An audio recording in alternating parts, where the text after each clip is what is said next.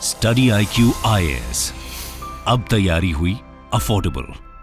नमस्कार दोस्तों, study IQ में आपका स्वागत है। UPSC IAS pre plus mains live foundation batch जो हमने 4 महीने पहले शुरू किया था, उसका काफ़ी अच्छा हमें रिस्पांस मिला। एंड अब हम ये बैच का लास्ट बैच जो कि 18 अक्टूबर 2022 से शुरू होने जा रहा है, उसको हम लॉन्च कर रहे हैं। हमारे साथ हैं स्टडी IQ के को founder Mohit Jindal sir. Welcome sir. Thank you Jasmeet. बच्चों के कुछ क्वेरीज आई हैं, कुछ डाउट्स आए हैं, एंड हमारा भी जो पिछले 4 महीनों का एक्सपीरियंस रहा है, जो इतने सारे बच्चे हमारे साथ जुड़े जिन्होंने अपनी यूपीएससी की जर्नी हमारे साथ शुरू करी, तो उसके बारे में आज हम डिस्कस करेंगे।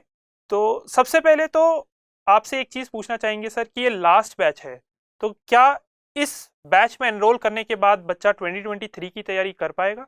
तो जसमीत, जैसा कि आपने कहा, ये हमारा 2023 के जो बच्चे हैं, जो 2023 का सिविल सर्विसेज एग्जाम टारगेट कर रहे हैं, उनके लिए ये लास्ट बैच होगा। अब इसका क्या मतलब है? इसका मतलब ये है कि इस बैच के अंदर जो भी इंपॉर्टेंट सब्जेक्ट्स होंगे, जैसे हम सिविल सर्विसेज में बिग 4 सब्जेक्ट्स मानते हैं, पॉलिटी, हिस्ट्री, ज्योग्राफी, इकोनॉमी, और अन्य ऐसे सब्जेक्ट्स जो प्री के लिए बहुत रेलिवेंट हैं, उन सबको 23 का जो प्रीलिम्स है उससे पहले इन सब्जेक्ट्स को कंप्लीट करवा दिया जाएगा। और जो मेंस के सब्जेक्ट्स हैं, जैसे एथिक्स का हो गया, इंटरनल सिक्योरिटी हो गया, ये सब सब्जेक्ट्स जो हैं वो प्री के बाद बट मेंस से पहले कंप्लीट करवा दिए जाएंगे। तो ये 2023 की जो बच्चे तैयारी कर रहे हैं एक्सक्लूसिवली, उनके लिए ये एक तरह से लास्ट बैच जो है स्टडी IQ लेकर आया है। तो सर, जैसे कि आपने बोला ये लास्ट बैच है, तो क्या इसमें 2024 की जो तैयारी करने वाले बच्चे हैं उनके लिए भी ये बैच ठीक रहेगा? जैसे बच्चों की अक्सर ये क्वेरी आती है कि पेस ऑफ टीचिंग या पेस ऑफ पेडागॉजी कैसी रहेगी, कि उनको भी समझ आएंगी क्लासेस या नहीं? जसमीत, जो हमारा ये बैच है, ये एक फाउंडेशन बैच है। सिविल सर्विसेज की प्रिपरेशन जैसे मैंने भी करी, आपने भी करी, अक्सर थोड़ी लंबी चलती है, 2-3 साल तक बच्चा जो है वो प्रिपेयर करता है, और इस बैच से आपकी जो फाउंडेशन है वो बिल्ड हो जाएगी। तो मैं तो ये कहूंगा कि जो 2024 के बच्चे हैं, वो अगर इस बैच में एनरोल होते हैं, तो एक तरह से उनका वेल बिफोर टाइम उनका जो पूरा फाउंडेशन है वो कंप्लीट हो जाएगा, और उसके बाद वो अपनी आंसर राइटिंग की प्रैक्टिस को और ज्यादा अच्छी कर सकते हैं, प्रॉपर टेस्ट लिख सकते हैं। तो they will have ample time after the completion of this foundation batch to crack civil services 2024। Okay sir, हमने फाउंडेशन बैच जो है जून में शुरू किया था, पहला फाउंडेशन बैच, एंड तब से लेके अभी तक जो एक चीज़ काफ़ी हाईलाइट हुई है वो है हमारा मेंटरशिप प्रोग्राम। बच्चों ने उसकी काफ़ी प्रशंसा करी। तो एज एन इंस्टीट्यूट हमारी क्या लर्निंग रही है पिछले 4 महीने में मेंटरशिप प्रोग्राम को लेके, एंड क्या एक्चुअली बच्चों का इससे फ़ायदा होता है? तो जसमीत, जैसे मैं खुद एस्पिरेंट रहा, काफ़ी साल मैंने तैयारी करी, और उस दौरान मैंने काफ़ी गलतियां भी करी, उन गलतियों से सीखा भी। जाहिर सी बात है कि ऑलमोस्ट हर एस्पिरेंट की जर्नी में कुछ ना कुछ प्रॉब्लम्स रहती हैं, चाहे वो एकेडमिक प्रॉब्लम्स हों, चाहे वो नॉन एकेडमिक प्रॉब्लम्स हों। तो इसी प्रॉब्लम को सॉल्व करने के लिए हमने 1-to-1 मेंटरशिप प्रोग्राम जो था वो इंट्रोड्यूस किया था, जून से जब हमने लाइव बैचेस स्टार्ट किए। तो बच्चों को बहुत सारी प्रॉब्लम्स, जैसे कि करंट अफेयर्स कैसे पढ़ने हैं, या उनके जो स्ट्रेंथ एरियाज हैं या जो वीक एरियाज हैं, कई बार बच्चे खुद आइडेंटिफाई नहीं कर पाते, और ऐसे में बच्चों को एक पर्सनलाइज्ड गाइडेंस की जरूरत पड़ती है। क्योंकि क्लासरूम में आप 200-250 बच्चों की क्लास, 300 बच्चों की क्लास ऑफलाइन में जो होती है, उसमें बच्चों को वो पर्सनल अटेंशन नहीं मिल पाती, और इस प्रॉब्लम की वजह से उनकी जो तैयारी है वो बहुत सफर करती है। तो हमारे जो मेंटर्स हैं, जो खुद एक्सपीरियंस्ड एस्पिरेंट्स हैं, जो मेंस जिन्होंने दे रखा है, जो इंटरव्यू तक भी गए हैं, ऐसे हमने एक मेंटर की बहुत स्ट्रांग टीम बनाई है जो कि बच्चों को गाइड करते हैं।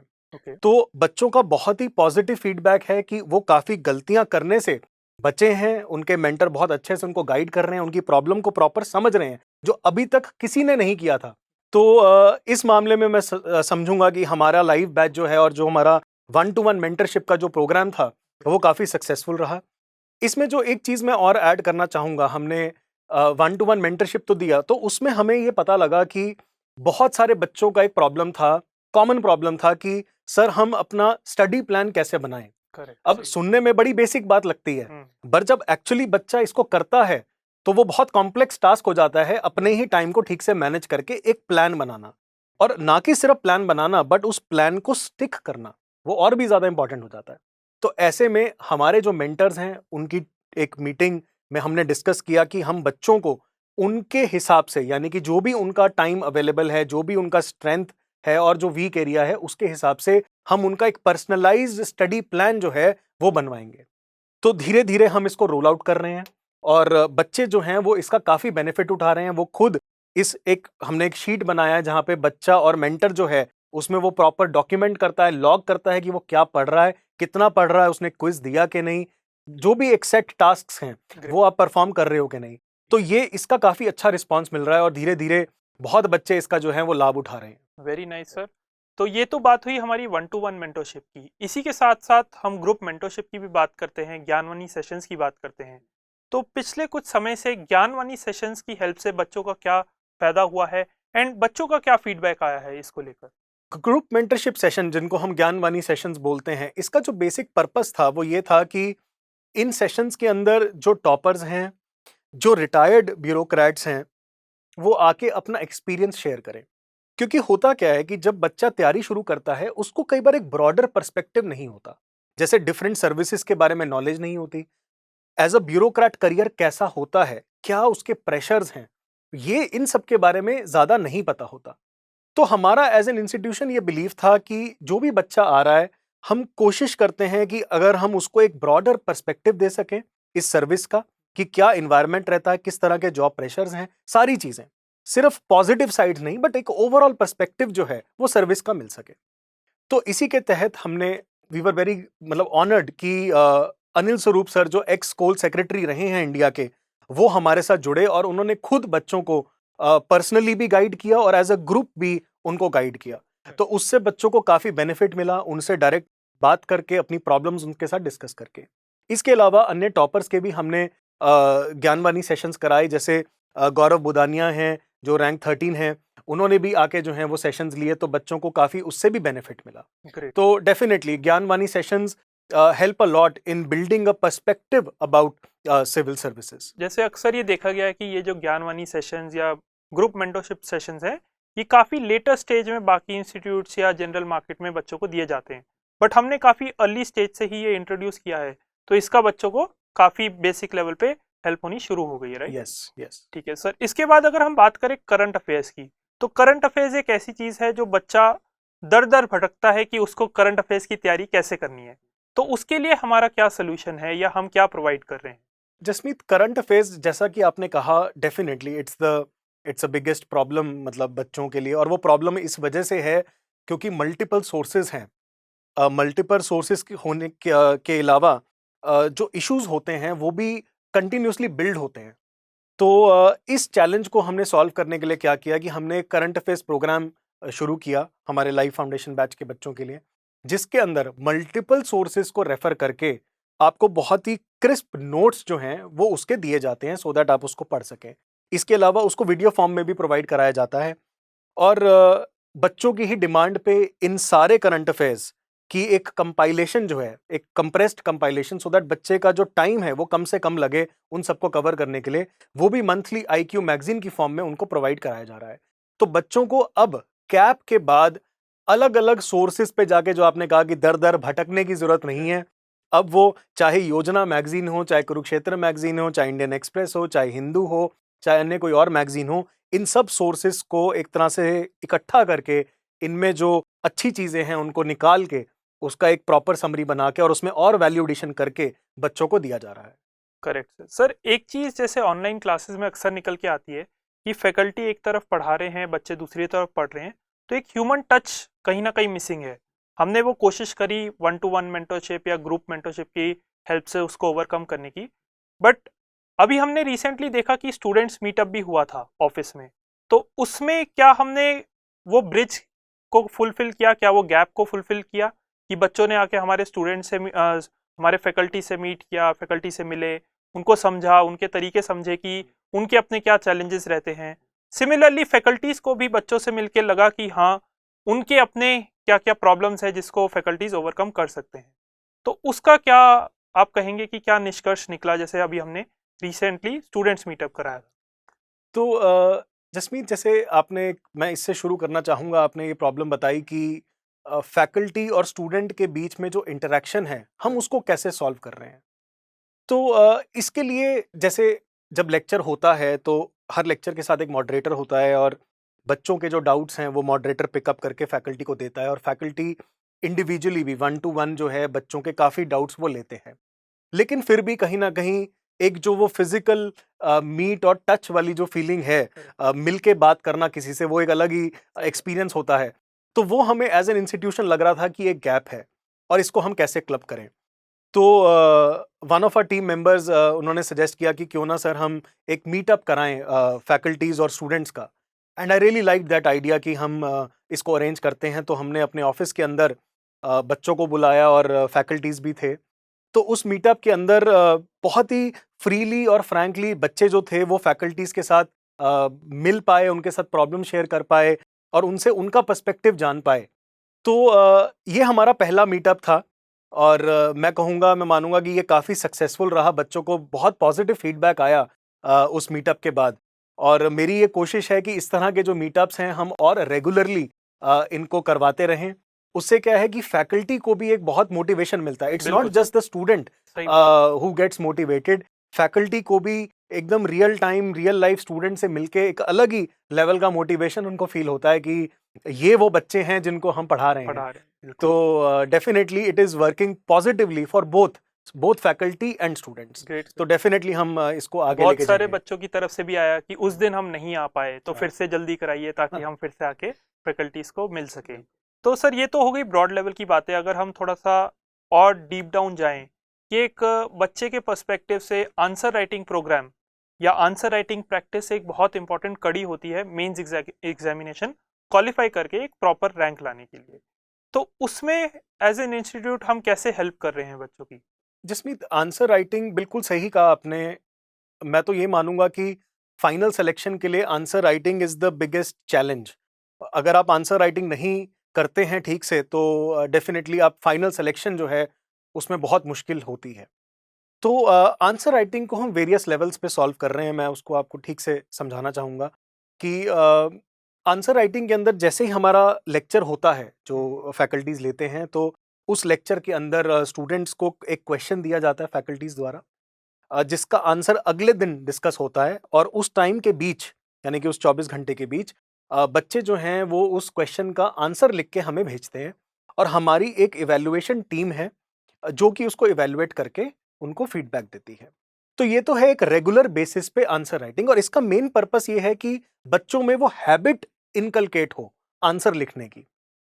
दूसरी चीज हम ये करते हैं कि जैसे ही आपका एक सब्जेक्ट पूरा हो जाता है, सो फॉर एग्जांपल जैसे पॉलिटी सब्जेक्ट अगर आपका पूरा हो गया, तो उसके बाद हम एक प्रॉपर मेंस का जो टेस्ट है वो लेते हैं, जिसके अंदर करीबन 10 से 15 सवाल रहते हैं और उन 10 से 15 सवालों को एक सेट टाइम फ्रेम के अंदर आपको अटेम्प्ट करके हमें भेजना होता है और उसका फीडबैक जो है वो हम बच्चों को देते हैं।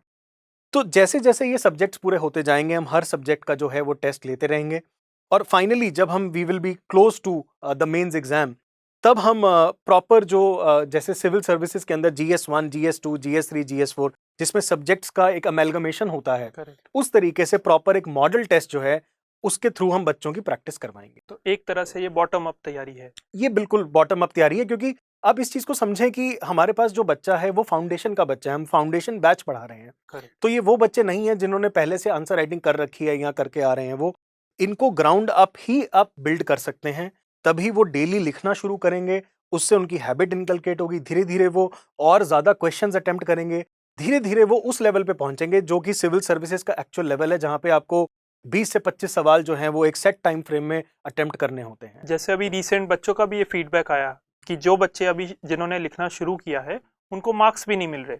मतलब तो इसमें इंस्टीट्यूट की क्या स्ट्रेटेजी है कि अभी मार्क्स नहीं दे रहे?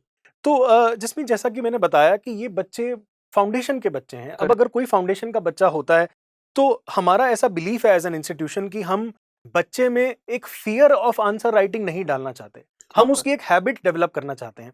अगर मान लो हम आज उसको एक मार्क्स देते हैं सिविल सर्विसेज के लेवल के हिसाब से, तो चांसेस है कि बच्चा कहीं डीमोटिवेटेड भी हो सकता है, and that is not what we want. हम चाहते हैं कि हर बच्चे में पोटेंशियल है ये एग्जाम क्लियर करने का, प्रोवाइडेड उसको एक राइट पाथ पे ले जाया जाए और धीरे धीरे लेवल बिल्ड करा जाए। इवन अगर मैं सब्जेक्ट की तैयारी बात करूं, तब उसमें भी हमारी जो पेडागॉजी रहती है वो यही रहती है कि एक NCERT लेवल से चीजें शुरू करके धीरे धीरे उसका लेवल बढ़ाया जाए, क्योंकि बच्चे उसी तरीके से उसको ग्रास्प करते हैं।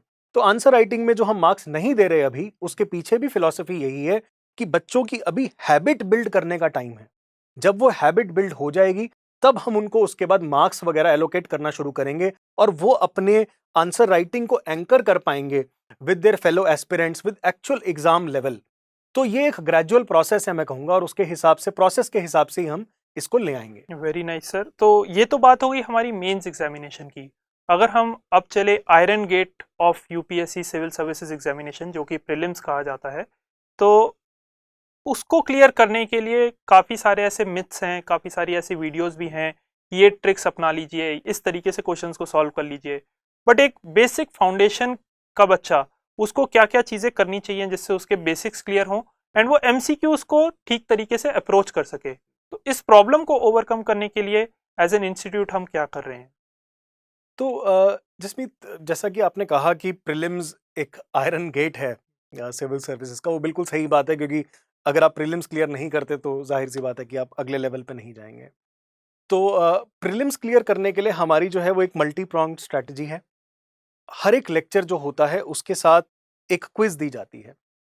उस क्विज का पर्पस ये होता है कि जो उस लेक्चर में पढ़ाया गया है, क्या उस कॉन्सेप्ट पे आपने मास्टरी कर ली है या नहीं, क्या वो आपको कॉन्सेप्ट ठीक से समझ आया है कि नहीं।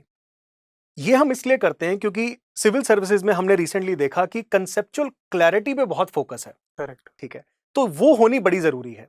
तो ये जो क्विजेज हैं, जो वीडियो वाइज हम क्विजेज देते हैं, उसका main purpose is conceptual clarity.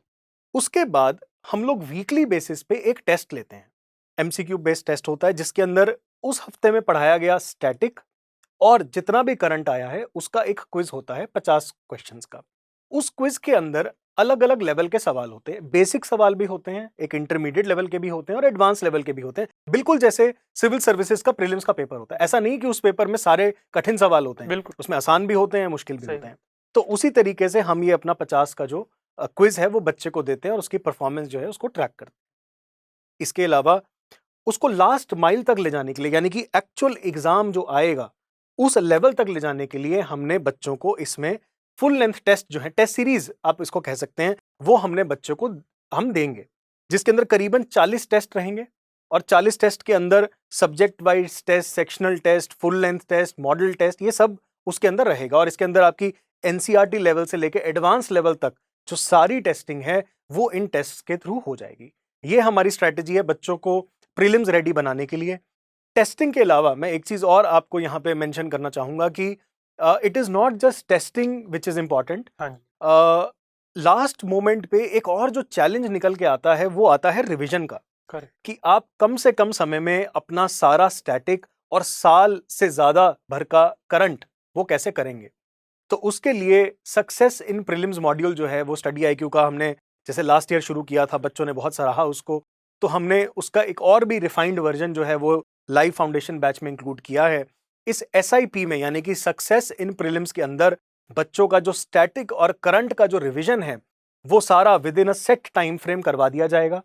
और इसी के साथ साथ जब बच्चे अपनी टेस्टिंग करेंगे, यानी कि जो हमने टेस्ट सीरीज प्लान करी है, तो मैं समझता हूं कि ये काफी एक कॉम्प्रिहेंसिव वे है प्रिपरेशन करने का, प्रीलिम्स क्रैक करने का। बिल्कुल। अगर यहाँ पे हम बात करें, जैसे अभी रिसेंट हमें फीडबैक मिला कि जो दिल्ली के हब्स हैं, ओल्ड राजेंद्र नगर हो गया, मुखर्जी नगर हो गया, वहाँ पे हमारे काफ़ी हैंडमेड नोट्स पहुँच गए हैं। तो ये हैंडमेड या हैंड रिटन नोट्स, ये है क्या चीज़, और क्या सोच थी इसको लेकर आने की, एंड इससे बच्चे का क्या फ़ायदा हो रहा है? आपने सही कहा, हैंड रिटन नोट्स जो हैं वो ओल्ड राजेंद्र नगर जो हब है और मुखर्जी नगर जो आईएएस कोचिंग के 2 हब हैं दिल्ली में, वहाँ पे नोट्स हमारे मिल रहे हैं और काफ़ी डिमांड है उसकी। तो हैंड रिटन नोट्स का आइडिया बेसिकली, अगेन मतलब हमारे जो सारे आइडिया हैं वो कहीं ना कहीं बच्चों की प्रॉब्लम से उनके सोल्यूशंस हैं वो। बिल्कुल ठीक है, तो हैंड रिटन नोट्स का आइडिया यहाँ से आया कि बच्चों को काफ़ी टाइम लगता था एक बार लेक्चर सुन के उनके नोट्स वगैरह प्रिपेयर करने में। तो हमने ये सोचा कि क्यों ना हम बच्चों को एक वर्जन देते हैं, हैंड रिटन नोट्स उनको देते हैं, और उसी के ऊपर अगर उनको अपने कुछ नोट्स बनाने हैं वो बना सकते हैं। तो इसका रिजल्ट क्या हुआ कि बच्चों का काफ़ी टाइम सेव हो गया और वही टाइम वो उस कॉन्सेप्ट को और ठीक से पढ़ने में इन्वेस्ट अप कर सकते हैं। तो डेफिनेटली हैंड रिटन नोट्स जो हैं वो बच्चों ने हमारे काफ़ी सराहे हैं। और इनफैक्ट मैं कहूँगा कि जैसे लाइव फाउंडेशन में तो हमने ये किया ही, इसके अलावा जो ऑप्शनल सब्जेक्ट्स हैं हमारे, जिनके लाइव बैचेस अब हमने शुरू करे हैं, उसमें भी बच्चों की ये डिमांड रही कि सर हैंड रिटन नोट्स जो है वो होने चाहिए, तो हमने उसमें भी इसको प्रोवाइड करवाया। करेक्ट सर, ठीक है, thank you so much sir. So students, ये कुछ सवाल थे जो आपके हमने सर से पूछे, मोहित सर से, एंड ये हमारा 2023 के लिए लास्ट बैच है UPSC IAS pre plus mains. नीचे डिस्क्रिप्शन में लिंक दिया है, आप लिंक पे क्लिक करके बाकी डिटेल्स देख सकते हैं। Thank you. Study IQ IAS, अब तैयारी हुई अफोर्डेबल।